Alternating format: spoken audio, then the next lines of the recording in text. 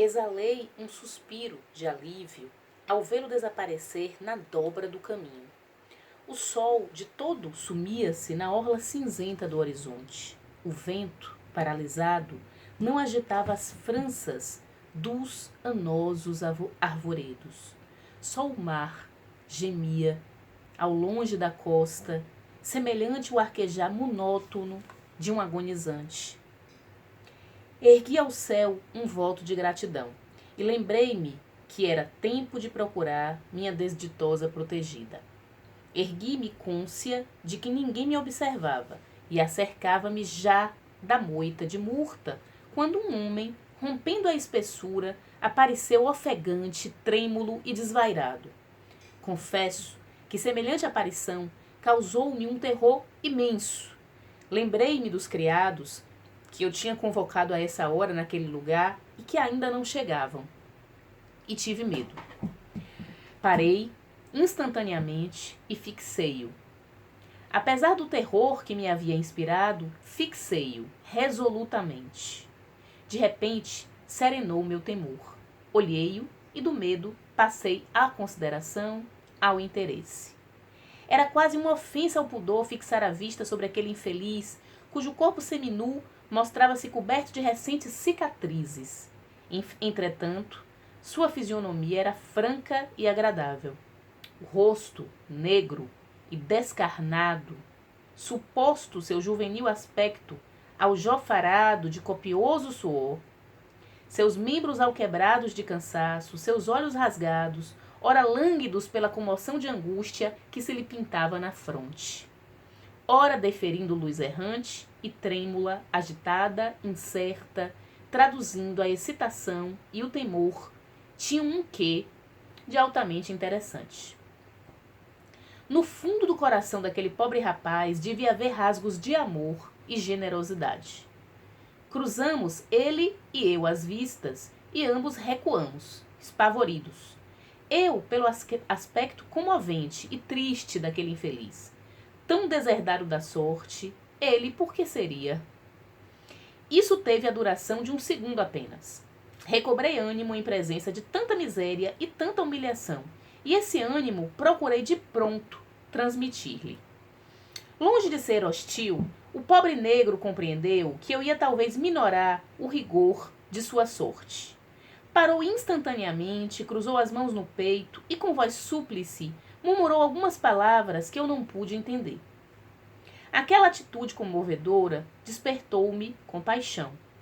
Apesar do medo que nos causa a presença de um calhambola, aproximei-me dele e com voz, que bem compreendeu ser protetora e amiga, disse-lhe: "Quem és, filho? O que procuras?" "Ah, minha senhora", exclamou aquele homem erguendo os olhos ao céu, "eu procuro minha mãe, que correu nesta direção, fugindo ao cruel feitor que a perseguia. Eu também agora sou um fugido, porque há uma hora deixei o serviço para procurar a minha pobre mãe, que além de doida está quase a morrer. Não sei se ele a encontrou e o que será dela, ah, minha mãe. É preciso que eu corra e ver se acho antes que o feitor a encontre. Aquele homem é um tigre, minha senhora, é uma fera." Ouvia-o sem o interromper, tanto interesse me inspirava o mísero escravo. "Amanhã", continuou ele, "hei de ser castigado, porque saí do serviço antes das 6 horas. Hei de ter 300 açoites, mas minha mãe morrerá se ele a encontrar. Estava no serviço, coitada. Minha mãe caiu, desfalecida. O feitor lhe impôs que trabalhasse, dando-lhe açoites. Ela deitou a correr, gritando. Ele correu atrás, eu corri também, corri até aqui, porque foi esta a direção que tomaram. Mas onde ela está e onde estará ele?" "Escuta", lhe tornei então. "Tua mãe está salva. Salvou-a ao acaso e o feitor está agora bem longe daqui." "Ah, minha senhora, onde está minha mãe e quem a salvou?" "Segue-me", disse eu. "Tua mãe está ali." E apontei para a moita, onde a mulher se refugiara. Minha mãe, sem receio de ser ouvido, exclamou o filho. Minha mãe! Com efeito, ali, com a fronte reclinada sobre um tronco decepado e o corpo distendido no chão, dormia um sono agitado e infeliz, a foragida. Minha mãe gritou-lhe ao ouvido, curvando os joelhos em terra, tomando-a nos braços. Minha mãe! Sou Gabriel! Olhou-a fixamente, mas não articulou um som. Ela o olhou fixamente, mas não disse palavra. Ah, redarguiu Gabriel. Ah, minha senhora, minha mãe morre. Concheguei-me àquele grupo interessante a fim de prestar-lhe algum serviço, com efeito era tempo. Ela era presa de um ataque espasmódico. Estava hirta e parecia prestes a exalar o derradeiro suspiro. Não, ela não morre deste ataque, mas é preciso prestar-lhe pronto socorro, eu lhe disse. Diga, minha senhora, tornou o rapaz na mais pungente ansiedade, o que eu devo fazer?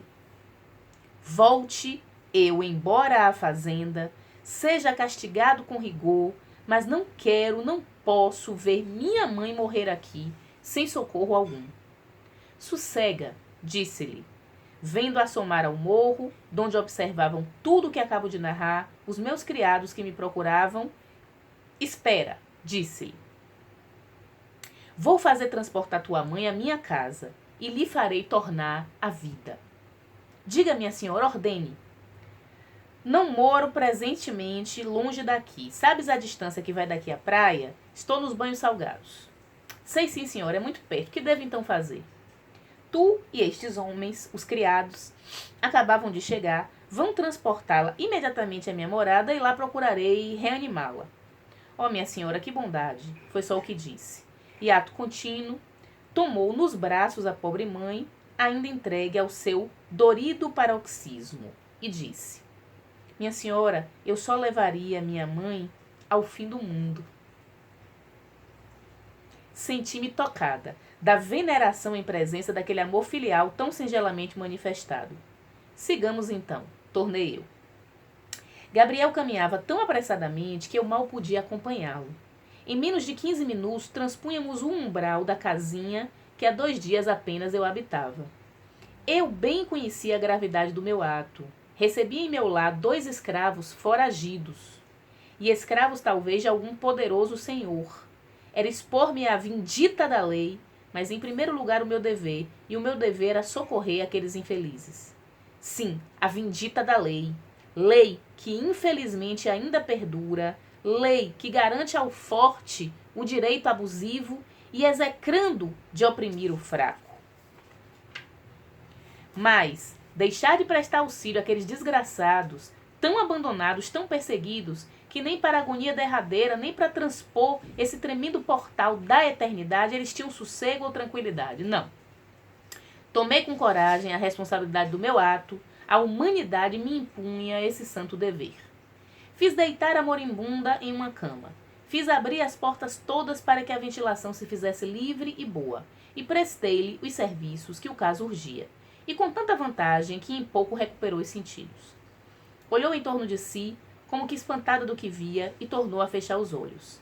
Minha mãe, de novo exclamou o filho. Ao som daquela voz chorosa e tão grata, ela ergueu a cabeça, distendeu os braços e com voz débil murmurou: Carlos, Urbano. Não, minha mãe, sou Gabriel. Gabriel, tornou ela com voz estridente. É noite, e eles para onde foram? De quem fala?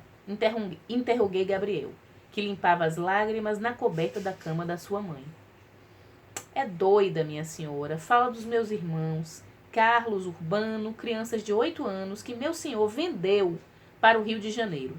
Desde esse dia, ela endoideceu. Horror! Exclamei com indignação. Dor! Pobre mãe! Só lhe resto eu, continuou soluçando. Só eu. Entretanto, a enferma, pouco a pouco, recobrava as forças, a vida e a razão. Fenômenos da morte, por assim dizer. É luta imponente, embora, da natureza, com o extermínio. Gabriel, Gabriel, és tu? É noite, eu morro. E o serviço? E o feitor? Estás em segurança, pobre mulher, disse-lhe. Tu e teu filho estão sob a minha proteção. Descansa. Aqui ninguém lhes tocará com um dedo. Como não devem ignorar, eu já me havia constituído então membro da sociedade abolicionista da nossa província e da do Rio de Janeiro. Expedi de pronto um próprio à capital. Então ela fixou-me e em seus olhos brilhou lucidez, esperança e gratidão. Sorriu-se e murmurou: ainda há neste mundo quem se compadeça de um escravo? Ela pergunta. Há muita alma compassiva, retorqui-lhe, que se condói do sofrimento do seu irmão. Naquela hora quase suprema, a infeliz exclamou com voz distinta: não sabe, minha senhora, eu morro, sem ver mais meus filhos. Meu senhor os vendeu. Eram tão pequenos, eram gêmeos, Carlos, Urbano. Tenho a vista tão fraca, é a morte que chega. Não tenho pena de morrer, tenho pena de deixar meus filhos, meus pobres filhos, aqueles que me arrancaram destes braços, este aqui que também é um escravo. E os soluços da mãe confundiram-se por muito tempo com os soluços do filho. Era uma cena tocante, lastimosa, que despedaçava o coração. Ah, maldição sobre a opressão, maldição sobre os escravocratas. Cheguei-lhe aos lábios o calmante que a ia sustendo e ordenei a Gabriel fosse tomar algum alimento, era preciso separá-los. Quem é vosmecê, minha senhora, que tão boa é para mim e para meu filho? Nunca encontrei na vida um branco que se compadecesse de mim. Creio que Deus me perdoa os meus pecados e que já começa a ver seus anjos.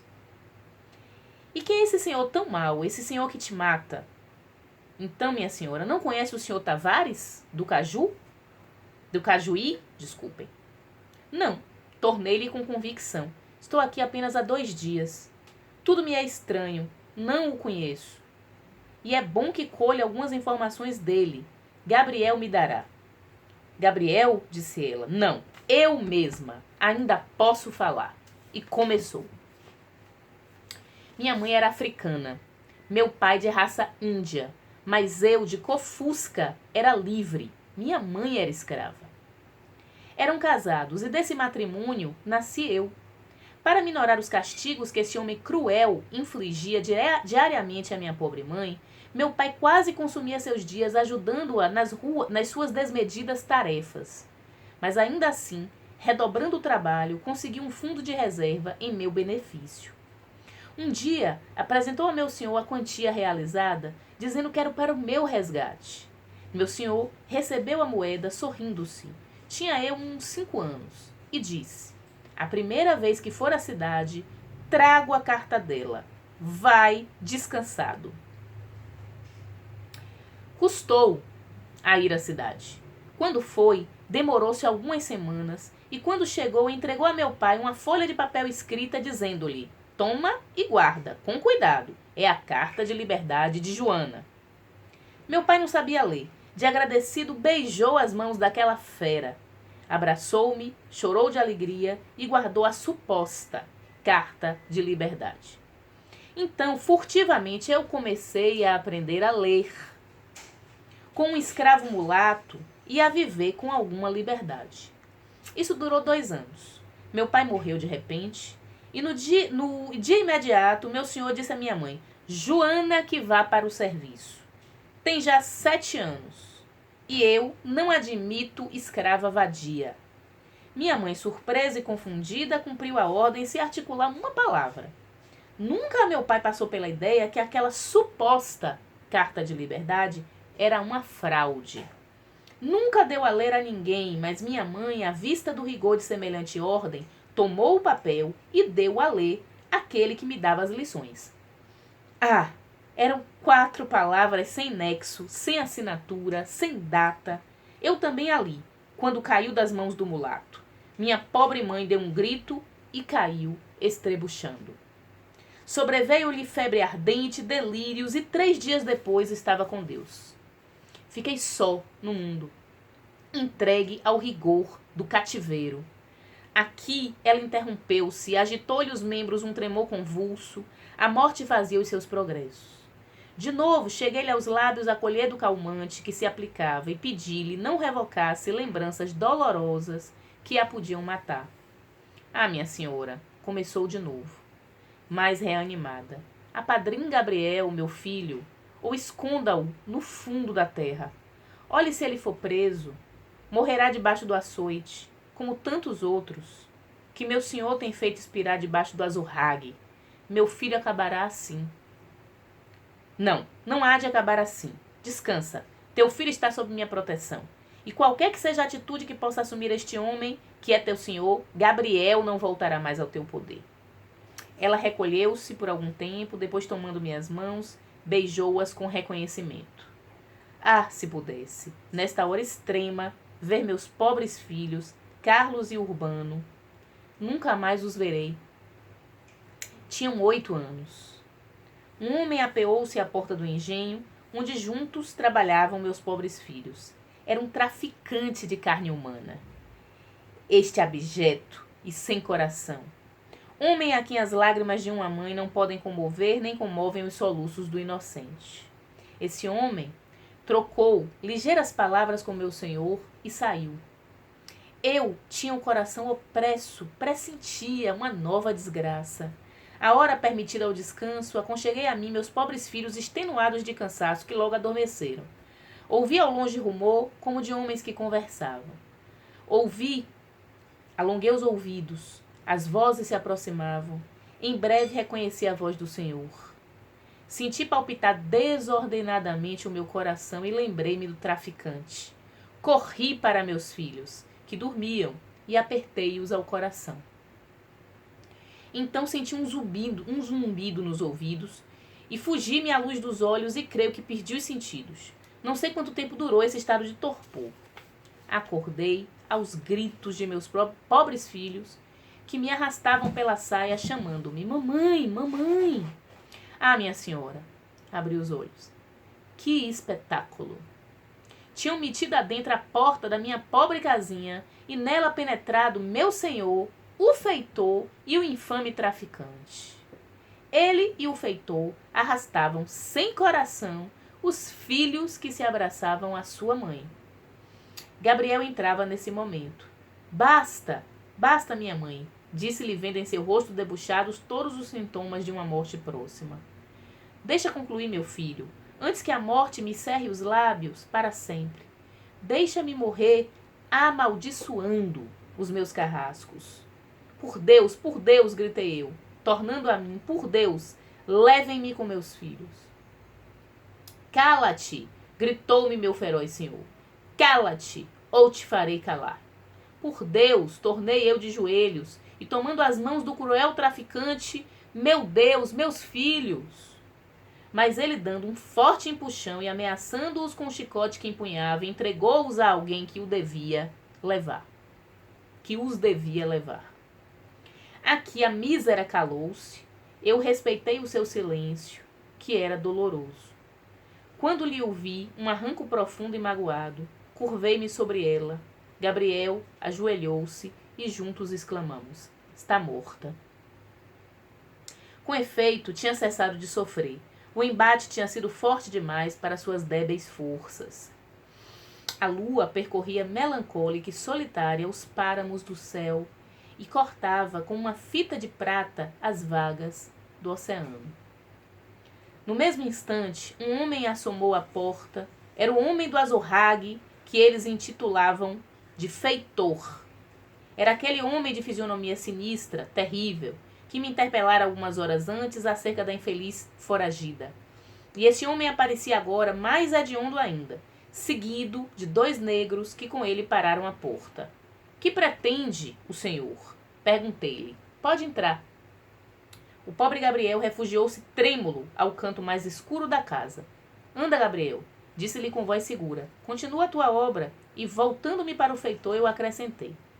Eu e este desolado filho ocupamo-nos em encerrar os olhos à infeliz a quem o cativeiro e o martírio desempenharam tão depressa na sepultura. Comovidos em presença da morte, os 2 escravos deixaram pender a fronte no peito. O próprio feitor, ao primeiro ímpeto, teve um impulso de homem, mas, recompondo de pronto na rude e feroz fisionomia, disse-me: é hoje a 2ª vez que a encontro, minha senhora. Entretanto, não sei ainda a quem falo.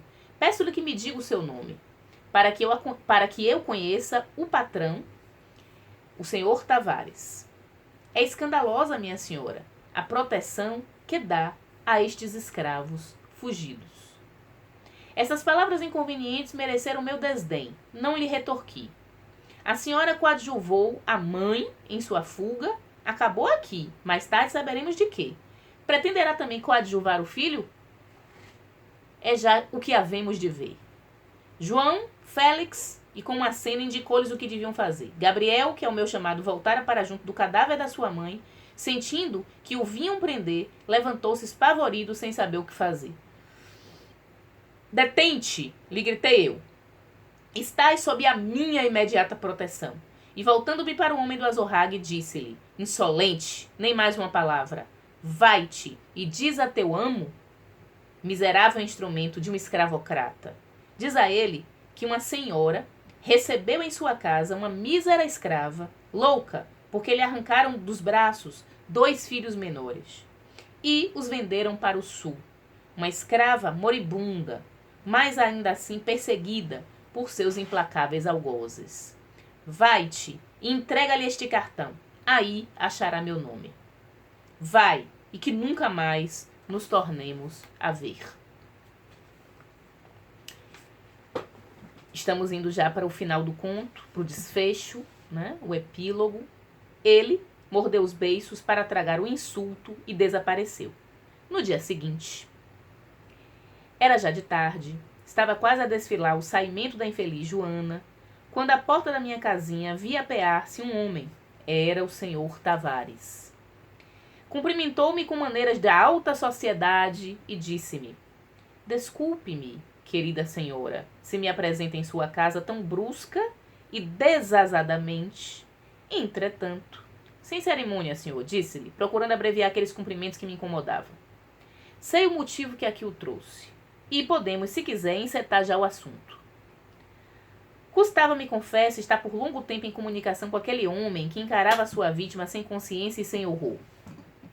Peço-lhe 1000 desculpas, se a vim incomodar. Pelo contrário, retorqui-lhe, o senhor poupou-me o trabalho de o ir procurar. Sei que esta negra está morta, exclamou ele, e o filho acha-se aqui. Tudo isto deve-se à bondade de comunicar. E tudo isto teve a bondade de comunicar-me ontem. Esta negra, continuou, olhando fixamente para o cadáver, esta negra era alguma coisa monomaníaca, de tudo tinha medo, andava sempre foragida, nisso consumiu sua existência. Morreu, não lamento esta perda. Já para nada prestava. O Antônio, meu feitor, que é um excelente e zeloso servidor, é que se cansava em procurá-la. Porém, minha senhora, este negro designava o pobre Gabriel. Com este negro, a coisa muda de figura, minha querida senhora. Este negro está fugido. Espero, mo entregará, pois sou o seu legítimo senhor e quero corrigi-lo. Pelo amor de Deus, minha mãe, gritou Gabriel, completamente desorientado. Minha mãe, leva-me contigo. Tranquiliza-te, lhe tornei com calma. Não te hei já dito que te achas sob a minha proteção? Não tem confiança em mim? Aqui o senhor Tavares encarou-me estupefato e depois perguntou-me: que significam estas palavras, minha querida senhora? Não a compreendo. Vai compreender-me, retorqui, apresentando-lhe um volume de papéis subscritados e competentemente selados. Rasgou o subscrito e leu. Nunca em sua vida tinha sofrido tão extraordinária contrariedade. Sim, minha cara senhora, redarguiu, terminando a leitura dos papéis. O direito de propriedade, conferido outrora por lei a nossos avós, hoje nada mais é do que uma burla. A lei retrocedeu, a lei retrogradou. Hoje protege-se escandalosamente o escravo contra o seu senhor. Hoje, qualquer indivíduo diz a um juiz de órfãos: em troca desta quantia, exijo a liberdade do escravo fulano, haja ou não aprovação do seu senhor. Não acham isso interessante? Desculpe-me, senhor Tavares, disse-lhe. Em conclusão, apresento-lhe um cadáver e um homem livre. Gabriel, ergue a fronte. Gabriel, és livre. O senhor Tavares cumprimentou e retrocedeu no seu fogoso alazão, sem dúvida alguma, mais furioso do que um tigre. Então, eis o final do conto, né? A escrava. Nós sabemos que a protagonista desse conto, que nós acabamos de ler, é Joana, né? Essa mulher que luta para manter sua família unida, seus filhos, mas que luta contra um regime absolutamente cruel, absolutamente muito mais poderoso do que as suas forças para manter a sua família, o seu companheiro e os seus 3 filhos unidos. É um regime de leis que se organizam, né, para tornar pessoas humanas traficadas do continente africano como propriedade, né?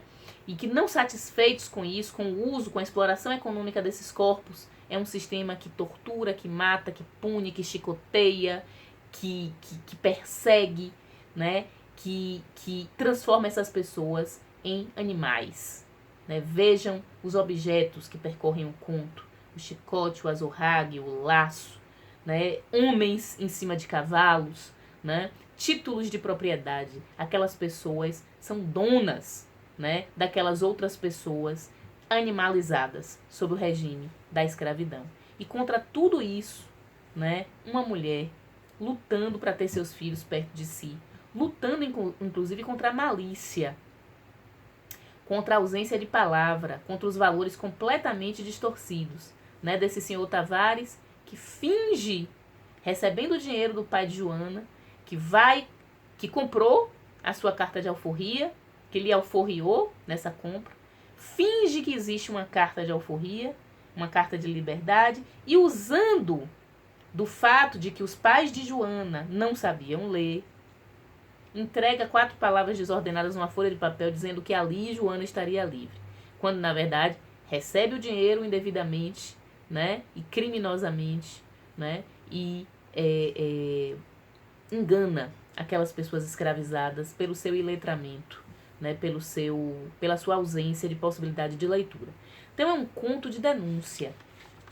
Em 1887, publicado por uma maranhense, que é Maria Firmina dos Reis, que vai usar esse pseudônimo, né, esse nome fictício, para não se revelar como uma escritora abolicionista que era. Alguém que via na escravidão um sistema cruel, perverso, absolutamente desumano, absolutamente contrário aos valores éticos de humanidade, né, que defendia. Bom, tendo lido esse conto, eu gostaria que nós pensássemos, né, nessa leitura a partir de 4 perguntas que eu formulei e que eu gostaria que vocês anotassem. A primeira é a seguinte: comentamos que esta é a história de uma mulher que tenta manter sua família unida, sua família viva, em primeiro lugar, e unida sob o regime da escravidão. Pergunta: quais são as estratégias que a personagem principal, Joana, né, a que morre ao final, usa para manter sua família viva e unida? Quais as principais estratégias que Joana usa, Joana a escravizada, para manter sua família viva e unida? Seus filhos, seu marido, embora não consiga. Quais as suas estratégias? Essa é a primeira pergunta. A segunda pergunta, que eu gostaria que vocês respondessem por escrito, é a seguinte: essa história denuncia o sistema escravocrata brasileiro, né, que constituiu esse nosso passado terrível e que continua produzindo efeitos até hoje, que não terminou, a escravidão não terminou, né? Foi um passado que produziu um conjunto de torturas, em especial às mulheres, contra os corpos das mulheres, né? Que eram corpos que eram usados para procriação, que foram corpos estuprados, que foram corpos perseguidos, que foram corpos castigados com as das formas mais perversas possíveis. Maria Firmina, entretanto, né, escritora desse conto, ela escolhe uma narradora que é uma mulher branca, senhora, proprietária, né? Embora fosse abolicionista, defensora da abolição. Mas ela escolhe uma mulher branca para narrar o conto. É a partir dos olhos, do olhar, da narração de uma mulher branca que nós vemos, escutamos, lemos a história de Joana e de seus filhos. Por que uma mulher branca não escravizada foi escolhida por Maria Firmina para narrar essa história, para denunciar a escravidão? Por que ela faz o uso estratégico da voz de uma mulher branca abolicionista que se coloca, né, como alguém que é bondosa, a quem os escravizados deveriam ter gratidão, esses sentimentos, né? Por que é essa mulher branca que narra? Por que não é a própria Joana que conta a história dela? Por que não é o Gabriel, o filho, né, que vai contar essa história? Por que não é o senhor Tavares, o cruel, que conta a história? Porque quando a gente narra uma história, a gente escolhe quem conta. Os escritores, as escritoras vão escolher o narrador, a narradora da história. E a narradora, nesse caso, é essa mulher branca, essa senhora que não tem nome. Quem tem nome é a protagonista, a escrava, a mulher escravizada, Joana. Então, queria que vocês pensassem, refletissem um pouquinho sobre isso. Por que será? Né? Quais seriam as razões possíveis? Não tem uma resposta certa, imediata, tá? Não tem o certo e errado. É uma questão de interpretação de literatura. Cada pessoa vai ter a sua. Então, na segunda pergunta, gostaria que vocês anotassem. Por que a escritora Maria Firmina dos Reis escolhe a voz de uma mulher branca, livre, para contar a história de uma mulher negra, escravizada, Joana? O que ela queria com isso, ao denunciar a história da escravidão no Brasil? Essa é a segunda pergunta. A terceira pergunta. Vamos trazer um pouquinho esse conto. Por que eu, como professora de literatura, escolhi um conto que foi escrito lá em nos 1880, publicado em 1887, né? Será que ele conversa com a gente hoje, no tempo da gente, atual? Será que ele tem alguma coisa a dizer ao nosso tempo? Então, a terceira pergunta é: você acha que este conto diz alguma coisa à nossa realidade atual? A realidade atual do Brasil? Relembrar aquele sistema de escravidão, né? Lá do século XIX, diz alguma coisa ao sistema brasileiro atual, à sociedade brasileira atual? Será que a gente continua tendo resquícios desse regime de escravidão no Brasil do século XXI?